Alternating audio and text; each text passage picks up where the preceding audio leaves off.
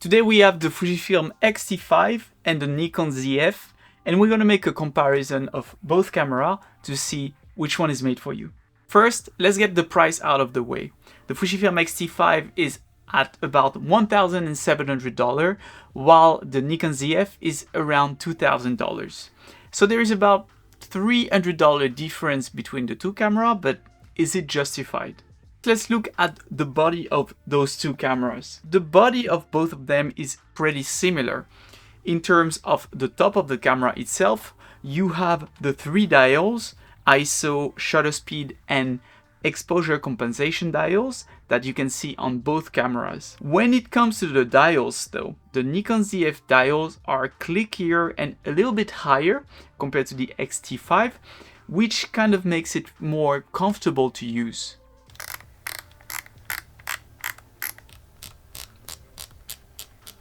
However, I prefer the approach of the FUJIFILM site, where the dials only lock if you press this button.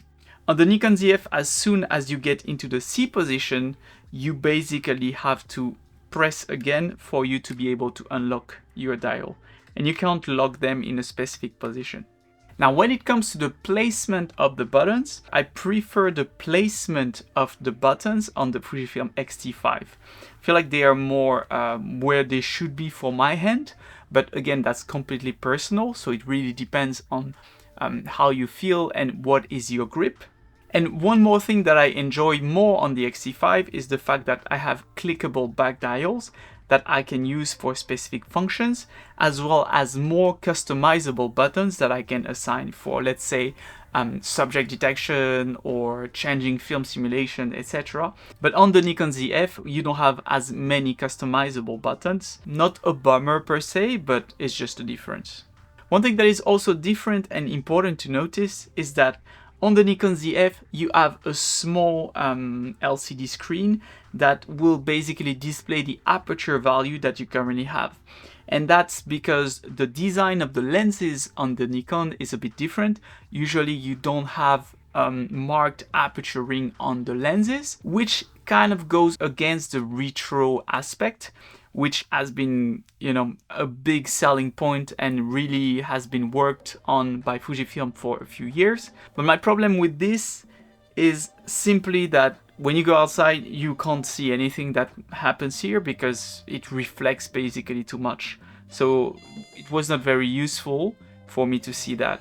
Now, if we move away from the buttons and focus more about the ergonomics of the camera, for me, there is a clear winner here, which is the FUJIFILM X-T5. And simply put, because of the grip difference that you have between both cameras. On the X-T5, which is lighter, by the way, than the Nikon Zf, you have a good grip. Now, it's not as deep as the previous generation of X series cameras, but still, it is existent and you can grab the camera properly and feel comfortable when you hold it. However, on the Nikon Zf, well, this grip doesn't exist. You basically have to either hold the camera like this, which feels kind of uncomfortable because you can't lift a finger. If you lift, it kind of slips. And if you hold it like this is without lens and it already feels like the camera is slipping. So in terms of overall usage and overall ergonomic, for me, the Nikon Zf, this is kind of a shame. I wish that they had by default a grip here.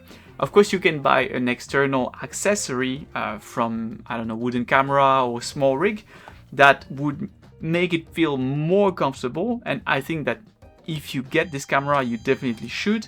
But point goes to the X-T5 here because it's much more comfortable to use. Now, another point when it comes to the Nikon Zf is the absence of joystick. If you're moving around your focus point and you really want to adjust it on the fly, not having a joystick and having to play with only those buttons here, directionals, it's kind of a miss. There is definitely enough space to include a joystick here, move maybe the I button or any other button, right? There are some buttons like the zoom in, zoom out button, they are not that, honestly, not necessary, but a joystick really allows you to fine-tune that little focus point, and not having that is kind of a miss as well, I would say, in terms of ergonomics on this camera. Now, if we talk about the weight, well, the X-T5 is at around 550 grams, while this Nikon right here is about 710 grams. It's quite heavy actually. Like even holding it in my hand like this, I can feel it, while the X-T5, you might think that, okay, it's less than 200 gram difference, but it's actually a big difference. And we're not even talking about the lenses here. The lenses on the X-T5 tend to be way smaller than the lenses on the Nikon system. If weight is a priority for you, for me it's a no-brainer. The X-T5 is more compact and will allow you to basically enjoy your camera and enjoy the shooting process longer than the Nikon. Now, if we talk about connectivity, both cameras have similar connectivity, but also some differences. They both pack USB-C, micro HDMI, which makes sense because they are not video-centric cameras. But the Nikon Zf has headphone jack as well as microphone jack, while the X-T5 only has microphone jack. If you want to monitor your audio, you have to use a dongle, which is kind of annoying, but that's how it is. Another difference and key difference on the connectivity aspect is that the X-T5 has a dual SD card slot, while the Nikon Zf has an SD and micro SD slot.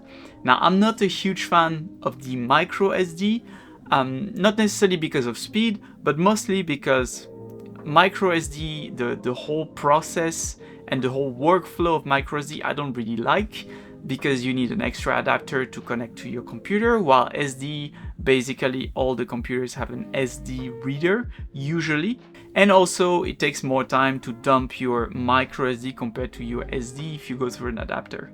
And also you have the fact that micro SD are tiny and easy to lose.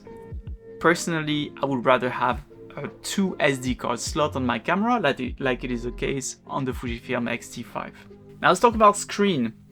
Those cameras are supposed to be photography centric, so they are for photography first users, and I think that the Fujifilm understood that well and went with articulated screen instead of the flip out screen, like it is the case on the Nikon Zf.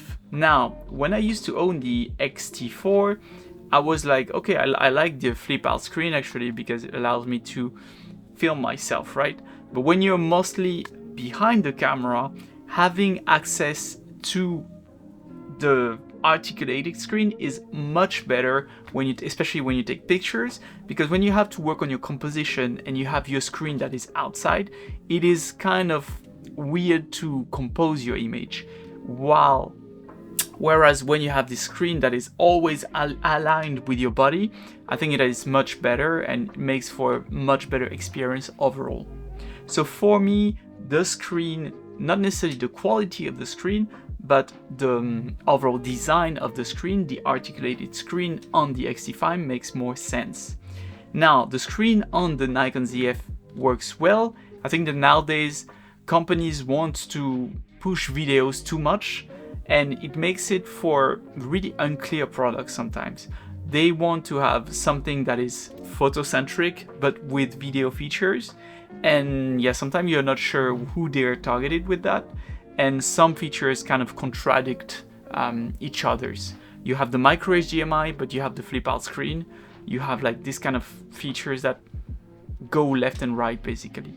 So overall, I prefer this screen, even though this screen is a better screen in terms of quality of display and in terms of brightness. Now, in terms of EVF, both have 3.69 million dot with a 0.8 magnification, but I do feel like the Nikon Zf has a better EVF in terms of brightness and it feels clearer, so I would give the point to the Nikon Zf here. Now, if we talk about the sensor, well, this is the big differentiation point between those two cameras. Here you have a full frame sensor, 25 megapixel, whereas on the X-T5 you have an APS-C sensor that is, however, 40 megapixel. So it really depends. If you absolutely want full frame, then the Nikon Zf is definitely the camera that you should go with. If you want a higher resolution, then the X-T5 might be the one that you prefer. Personally, I would say that 25 megapixel is more than enough full frame. That's an advantage, especially if we shoot in low light. But don't sweat it too much, because it doesn't mean that this camera cannot shoot in low light. And I think that online the low light approach is kind of pushed too much. Nobody usually shoots in complete darkness. Let's face it, usually most people will shoot in either controlled environment or daylight. It might happen that you shoot in nighttime, but that's not for most people. And the people who mostly shoot in nighttime know that they would rather have something that has low light, high capabilities. So in here, I would say that overall the full frame sensor is a bit better in terms of pixel density, etc. You also have a better dynamic range. That's what I noticed in my test. I'm able to conserve more of the highlights on the Nikon Zf. So I would give the point in terms of overall image quality to the Nikon. But that doesn't mean that the X-T5 doesn't have good image quality. For the pictures that I take, it has good enough dynamic range. The colors are great. And speaking of colors, if you want good colors straight out of your camera, that's one big selling point of the Fujifilm X-T5. You won't be disappointed by it.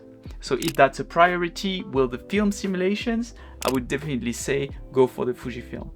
Now, in terms of battery life, well, here the points go to the Fujifilm, because the Fujifilm is rated for, I think, 500 or 600 shots, while the Nikon is rated for 380 shots. Meaning that if you want to use this camera for a long time, you are going to have to think about battery life at one point. You can forget to shoot one day with this camera with one battery, because it won't happen. Last time I shot with it for 2 hours or so, the battery was empty after 2 hours, about 2 hours in the streets.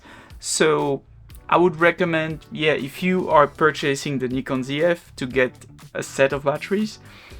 With the X-T5, typically I go out for like a 2-hour session and I still have more than 50% battery after, so it really depends.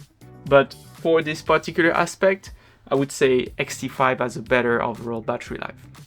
Now if we talk about ISO, the Nikon Zf has about, I think, 100 to 64,000 ISO.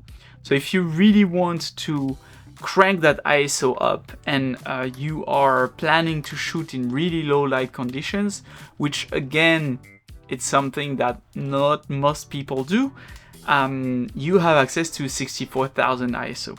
The Fujifilm goes up to 12,800 ISO, and the Nikon can go way higher on ISO, so it really depends on your priority.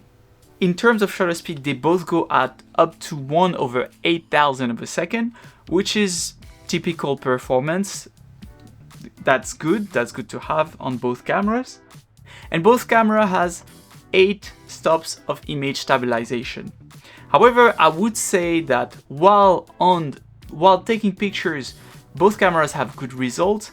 The IBIS on the Nikon Zf for me kind of underperformed. While we were walking around in the streets, we were taking some pictures and videos with Zach, and I noticed that the videos that I took with my X-T5, of course, maybe I was walking a little bit smoothly than he was, but they are way less shakier than the Nikon Zf. So I did not test them side by side, etc. But overall, from the small test that we did, I would say that I prefer the IBIS for video on the Fujifilm.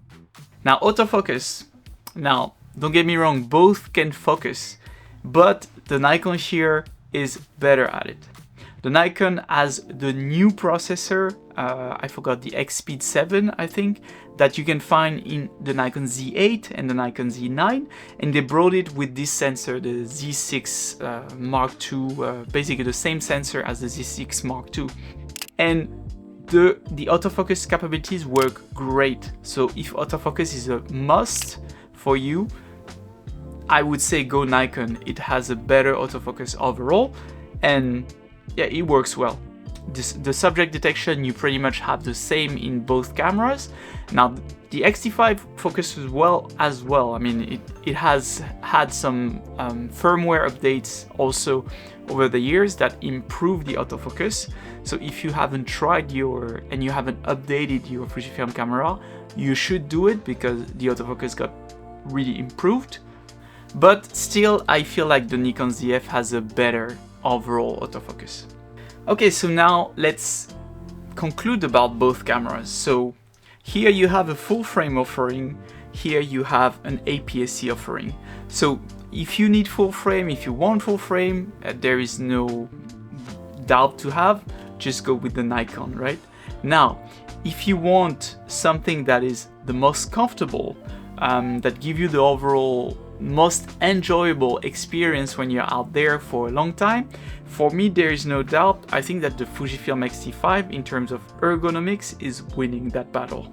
Now it doesn't mean that I didn't have fun testing the Nikon Zf, but overall it's quite heavy, and the lenses that you have in the Nikon Zf lineup are heavier than the one that you have on the Fujifilm lineup because they have been developed for a long time to be compact, to be small, and to fit that kind of retro profile that fits the style of people who like the streets, etc. So the Nikon is definitely doesn't have the same style to it and the same lineup of lenses that allow you to have that really lean and small package. Like even the 40mm lens that they propose with this camera is way bigger and thicker than let's say a 23mm f2, 35mm f2 that you have on Fuji. So overall for me, the Fuji overall ecosystem makes more sense for this type of body at the moment. Maybe they will come in the future with some lenses that will make sense for that as well, but overall experience for me goes to the Fujifilm X-T5. So as you can see, there are points that are good in both systems. And my last conclusion would be, personally, I'm already invested in the Fujifilm system, I'm already used to it, so it doesn't make sense for me to switch to another system that pretty much tries to offer the same thing with just a full frame sensor. And I need to basically reinvest into all the lenses that are gonna be heavier and that personally doesn't give me the experience that I'm looking for when I'm using this camera. But if you're someone that is either invested in the Nikon ecosystem or hasn't invested yet and really want that full frame look, I would say the Nikon Zf is a good camera to invest in because you get great image quality, great build, the dials are here if that's what you want, they feel great, the body itself looks great as well, but get ready to buy a grip accessory and also get ready to feel the weight because you definitely feel those 700 grams. Alright, so let me know down in the comment which you would pick, either the Nikon Zf or the Fujifilm X-T5, and also why is that? Why would you prefer one or the other? Thank you for watching today's video. Make sure to subscribe if you want to have more comparison between cameras, Fujifilm content and more, and I'll see you in the next one.